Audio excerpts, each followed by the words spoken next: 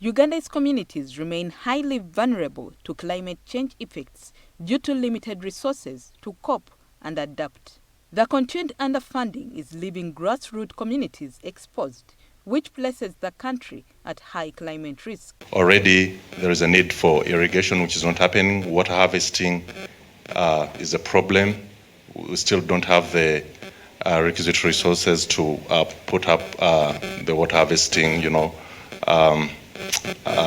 arrangements within these areas. And of course, with so many other things, because also this would come to awareness of how communities can adapt. With the inadequate resources that have been mobilized, we don't at the moment have a feel of the resources that are mobilized. When we speak and emphasize climate adaptation, it's not that it's the only key component or thematic focus on climate change. But this is because what we need as Africa is climate adaptation.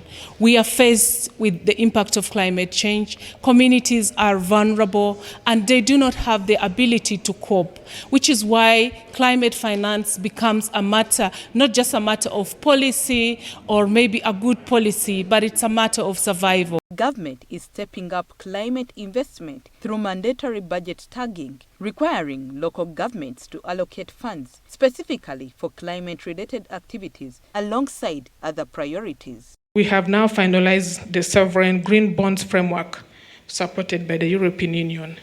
Again, green bonds issuance in the domestic and international market is one of the ways we are trying to mobilize climate finance. Remember, we've said public international finance has gone down, and we are trying to find innovative ways of mobilizing climate finance to execute our NDC priority areas. We have also undertaken climate budget tagging in our public finance management system.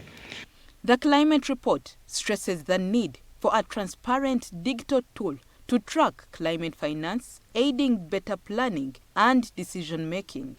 It also highlights the low private sector contribution at just 3.4% and calls for policies to de-risk and attract more private investment in climate adaptation technologies. Racheal Nabisubi for NTV Business.